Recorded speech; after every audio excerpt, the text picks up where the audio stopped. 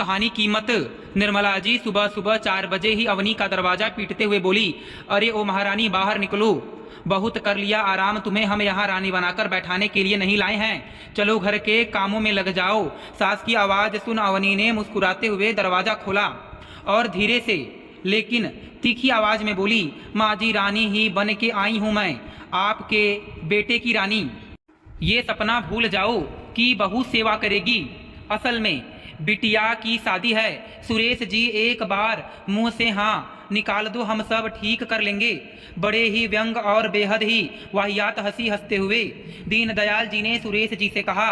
सुरेश जी आंखों में आंसू लिए हाथ जोड़े खड़े थे, पसीने से लथपथ चेहरा, आंखों में डर और बेबसी, और उनके सामने बैठे थे वर पक्ष दीनदयाल जी और उनका बेटा राघव, सजे धजे मगर आंखों में लालच और घमंड।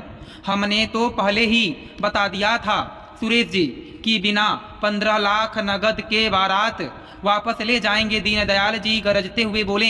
इधर शादी के मंडप में खचाखच भरे रिश्तेदारों की भीड़ के बीचों बीच रोती हुई दुल्हन बनी अवनी और उसकी माँ सुनैना जी का चेहरा बारात वापस जाने के डर से पीला पड़ चुका था।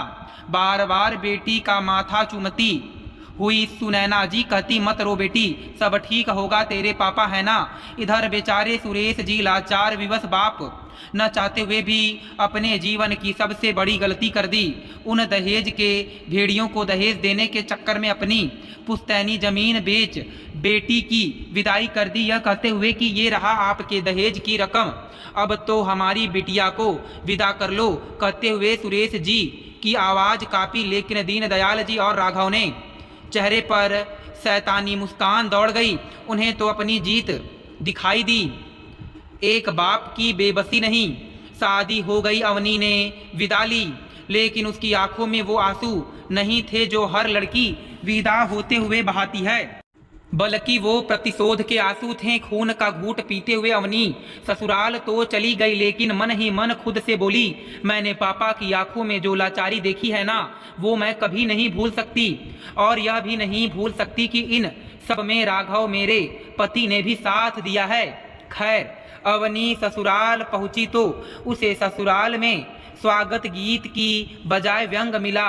लो बहू आ गई, 15 लाख वाली बड़ी कीमती होती है बहू। अवनी को देखते ही सास निर्मला जी ने ताना दिया।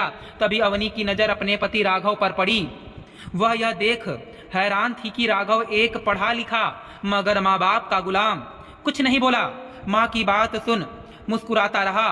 शुरू में तो अवनी ने सब कुछ सहा, सास के ताने, परिवार की उपेक्षा, यहाँ तक कि पति की बेरुखी को भी, क्योंकि शादी गर्मी के सीजन में हुई थी, जिसके चलते कुछ मेहमान रुके हुए थे और मेहमान को देखकर राघव भी अपनी शान दिखाने के लिए अवनी से बड़ा ही बेरुखा व्यवहार करता, जिसे देख निर्मला जी बड़ी खुश होती कि मेरे बेटे ने बहू को कंट्रोल में रखा है। मेहमानों के सामने अवनी कोई तमाशा नहीं करना चाहती थी, इसलिए चुपचाप थी। लेकिन जैसे ही सारे मेहमान चले गए तो राघव की रोज की आदत थी, वह रोज रात को खाना खाने के बाद 1-1.5 घंटा बैठ अपने माँ बाप से बातें करता। रोज की तरह आज भी राघव अपने माँ बाप से मिलने जा रहा था कि अवनी ने उसे रोकते हुए कहा, राघव कहाँ जा रहे हो? तो राघव ने पलटते हुए कहा, माँ बाप से मिलने, तुम्हें पता है ना कि मुझे उनके साथ बात करने की आदत है। कहते हुए जैसे ही राघव जाने लगा तो अवनी ने फिर कहा, राघव आज के बाद तुम बिना मुझसे पूछे अपने माँ बाप के पास नहीं जाओगे, और ना ही अब कोई 1 घंटा बैठकर बातें होगी। तुम्हारे पास टाइम है तो तुम मेरे पास कमरे में बैठो, मुझे तुमसे बातें करनी है। अवनी की बात सुन राघव हैरानी से उसे देखते हुए बोला, जाऊंगा मैं माँ बाप से मिलने, तुम होती कौन हो मुझे रोकने वाली? लगता है मेरी पकड़ ढीली हो गई है तुम्हारे ऊपर। खबरदार राघव, अगर एक शब्द और भी बोला तो इस बार साक्षात रणचंडी बनी। अवनी गरजते हुए बोली, राघव लगता है भूल तुम गए हो कि तुमको मेरे माँ बाप ने खरीद लिया है, तुम बिक चुके हो और तुम्हें बेचने वाले तुम्हारे खुद के माँ बाप हैं। यह मत भूलना कि तुम दहेज लेकर बिके हो, इसलिए अब जो मैं कहूँगी तुम्हें वही करना होगा। मैंने बोल दिया कि तुम उनसे मिलने नहीं जाओगे, मतलब नहीं जाओगे। अवनी का पहली बार ऐसा रूप देख और उसकी बातें सुन राघव बहुत चक्का रह गया। बाप को इस तरह नहीं बोल सकती।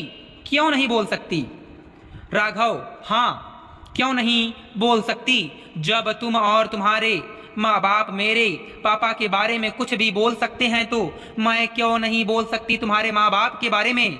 भूल गए किस तरह भरे समाज में तुम लोगों ने मेरे पापा को बेइज्जत किया था, जलील किया था, वो भी तुम्हें बेचने के लिए, और तुम भी बड़े ही खुशी खुशी बिक गए। तुमने एक बार भी अपने पापा को मना नहीं किया। जिसे वह बेइज्जत कर रहे हैं वह तुम्हारी पत्नी के बाप हैं, तुम्हारे भी बाप के समान हैं। राघव, एक बार सोच कर देखो कि उस बेटी के ऊपर क्या बीतेगी जिसकी खुशी के लिए एक बाप ने अपनी छत तक बेच दी, रोड पर आ गया। अवनी की बात सुन राघव चुप हो गया, क्योंकि वो जानता था कि अवनी सही कर रही थी। सब कुछ उसके सामने ही तो हुआ था। फिलहाल तो उस दिन अवनी के मना करने पर राघव रात में अपने माँ बाप के पास नहीं गया, जिसके चलते अगले दिन गुस्से में निर्मला जी सुबह सुबह 4 बजे ही अवनी का दरवाजा पीटते हुए बोली, अरे ओ महारानी, बाहर निकलो, बहुत कर लिया आराम। तुम्हें हम यहाँ रानी बनाकर बैठाने के लिए नहीं लाए हैं, चलो घर के कामों में लग जाओ। सास की आवाज सुन अवनी ने मुस्कुराते हुए दरवाजा खोला और धीरे से लेकिन तीखी आवाज में बोली, माँ जी, रानी ही बन के आई हूं मैं, आपके बेटे की रानी। आपके बेटे को खरीदा है मैंने, मेरे माँ बाप ने। ये सपना भूल जाओ कि बहू दिन रात रसोई में पसीने बहाएगी, घर का साफ सफाई करेगी और आप लोगों की फरमाइश भी पूरी करेगी। आप लोग मुझे अपने घर की बहू बनाकर नहीं बल्कि अपने बेटों को बेच कर लाए हैं। पहली बार बहू की ऐसी बात सुन निर्मला जी छन छनाते हुए अपने पति की ओर देख कर बोली, देखा जी, देखा कैसे बीते भर की जबान चल रही है इसकी। हाँ देखा निर्मला, सब देख रहा हूं मैं। बहू, ज्यादा मत उछलो, तुम्हारे बाप के पैसे से तो हमारा एक लोन भी नहीं चुका। किस लोन की बात कर रहे हैं आप? हाँ, किस लोन की? किसी की इज्जत बचाने के लिए लोन लिया था या अपनी अय्यासियों के लिए लोन लिया था? अपने लालच के लिए लोन लिया था और आपके लालच की कीमत चुकाया मेरे बाप ने। अपना घर बेचकर रोड पर आ गए, कहते हुए अवनी की आंखों में आंसू आ गए। पहली बार राघव ने ध्यान से अवनी को देखा। उसके आंसू देख राघव को अवनी के दुख का अंदाजा हुआ। पहली बार उसे एहसास हुआ कि माँ बाप के चक्कर में उसने बहुत बड़ी गलती कर दी है, किसी का घर बर्बाद करके अपना घर बसाया है।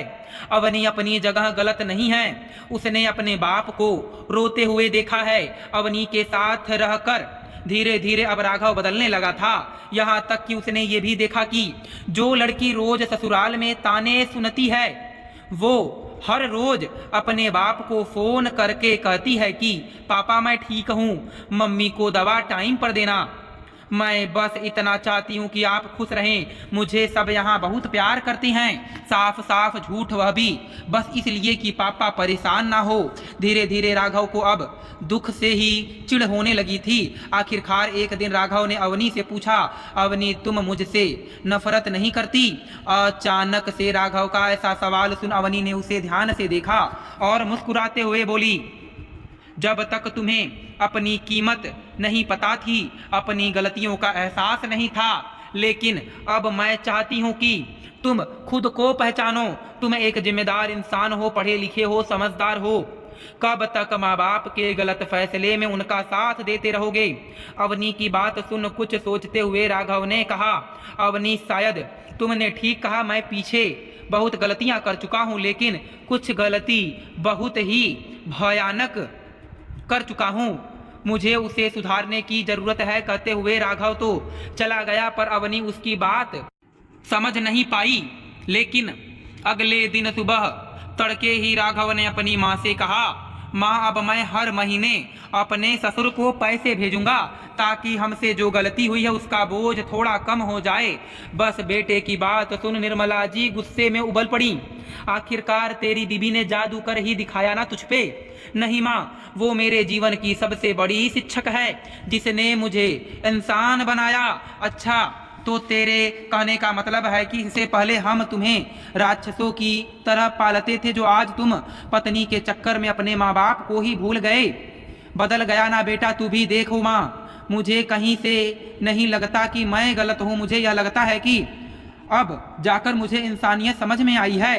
बेहतर होगा कि मुझे अपनी सैलरी में से हर महीने थोड़ा थोड़ा पैसे अवनी के पापा को देने दीजिए, ताकि उनका घर फिर से वापस आ सके। जब तक उनके सर पर फिर से छत नहीं आएगी मुझे चैन नहीं आएगा। और अगर इसमें मेरा साथ देती हैं तो ठीक है, नहीं तो मजबूरी में मुझे कहीं और जाकर रहना पड़ेगा, क्योंकि मैं आपके यह रोज रोज के ताने नहीं सुन सकता। बेटे की बात सुन निर्मला जी हैरानी से आंखें फाड़े राघव को देखी जा रही थी।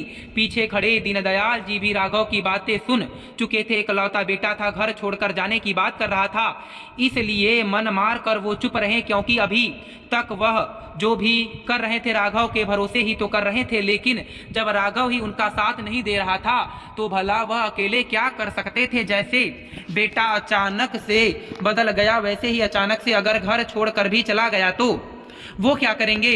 बस बेटे के दूर जाने के डर से दीनदयाल जी ने निर्मला जी को समझाते हुए शांत रहने के लिए बोला, निर्मला अब तुम कुछ मत बोलो, अब वह भी परिवार वाला हो गया है, अब वह अपना भला बुरा सोच सकता है। इधर अवनी अपने कमरे के दरवाजे से पास में खड़ी हो सबकी बातें सुन रही थी। पहली बार उसके होठों पर मुस्कुराहट आई थी राघव की बातें सुन।